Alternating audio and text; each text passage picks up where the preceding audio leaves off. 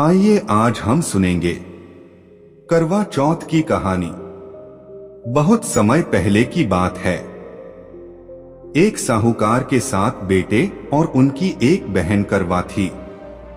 सभी सातों भाई अपनी बहन से बहुत प्यार करते थे, यहाँ तक कि वे पहले उसे खाना खिलाते और बाद में स्वयं खाते थे। एक बार उनकी बहन ससुराल से मायके आई हुई थी। शाम को भाई जब अपना व्यापार व्यवसाय बंद कर घर आए तो देखा उनकी बहन बहुत व्याकुल थी। सभी भाई खाना खाने बैठे और अपनी बहन से भी खाने का आग्रह करने लगे, लेकिन बहन ने बताया कि उसका आज करवा चौथ का निर्जल व्रत है और वह खाना सिर्फ चंद्रमा को देखकर उसे अर्घ्य देकर ही खा सकती है, चूंकि चंद्रमा अभी तक नहीं निकला है, इसलिए वह भूख प्यास से व्याकुल हो उठी है। सबसे छोटे भाई को अपनी बहन की हालत देखी नहीं जाती और वह दूर पीपल के पेड़ पर एक दीपक जलाकर चलनी की ओट में रख देता है। दूर से देखने पर वह ऐसा प्रतीत होता है कि जैसे चतुर्थी का चांद उदित हो रहा हो। इसके बाद भाई अपनी बहन को बताता है कि चांद निकल आया है, तुम उसे अर्घ्य देने के बाद भोजन कर सकती हो। बहन खुशी के मारे सीढ़ियों पर चढ़कर चांद को देखती है, उसे अर्घ्य देकर खाना खाने बैठ जाती है। वह पहला टुकड़ा मुंह में डालती है तो उसे छींक आ जाती है। दूसरा टुकड़ा डालती है तो उसमें बाल निकल आता है और जैसे ही तीसरा टुकड़ा मुंह में डालने की कोशिश करती है तो उसके पति की मृत्यु का समाचार उसे मिलता है।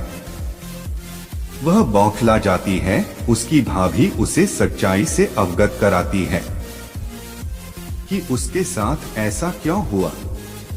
करवा चौथ का व्रत गलत तरीके से टूटने के कारण देवता उससे नाराज हो गए हैं और उन्होंने ऐसा किया है। सच्चाई जानने के बाद करवा निश्चय करती है कि वह अपने पति का अंतिम संस्कार नहीं होने देगी और अपने सतीत्व से उन्हें पुनर्जीवन दिलाकर रहेगी। वह पूरे 1 साल तक अपने पति के शव के पास बैठी रहती है, उसकी देखभाल करती है। उसके ऊपर उगने वाली सुईनुमा घास को वह एकत्रित करती जाती है। 1 साल बाद फिर करवा चौथ का दिन आता है। उसकी सभी भाभियां करवा चौथ का व्रत रखती हैं।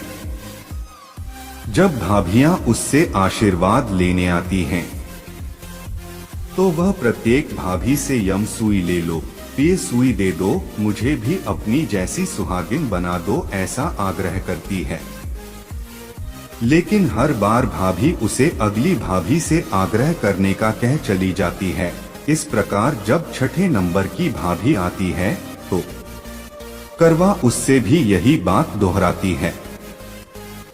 यह भाभी उसे बताती है कि चूंकि सबसे छोटे भाई की वजह से उसका व्रत टूटा था, अतः उसकी पत्नी में ही शक्ति है कि वह तुम्हारे पति को दोबारा जीवित कर सकती है।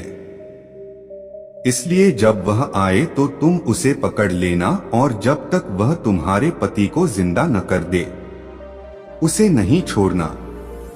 ऐसा कहकर वह चली जाती है। सबसे अंत में छोटी भाभी आती है। करवा उनसे भी सुहागिन बनने का आग्रह करती है, लेकिन वह टालमटोली करने लगती है।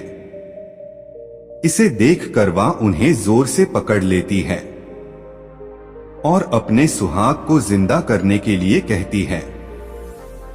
भाभी उससे छुड़ाने के लिए नोचती है, खसोटती है, लेकिन करवा नहीं छोड़ती है।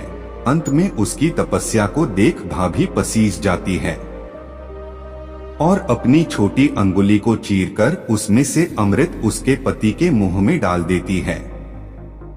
करवा का पति तुरंत श्री गणेश कहता हुआ उठ बैठता है।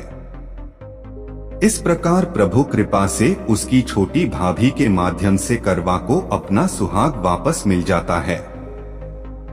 हे श्री गणेश, माँ गौरी, जिस प्रकार करवा को चिर सुहागन का वरदान आपसे मिला है, वैसा ही सब सुहागिनों को मिले। जय श्री गणेशाय।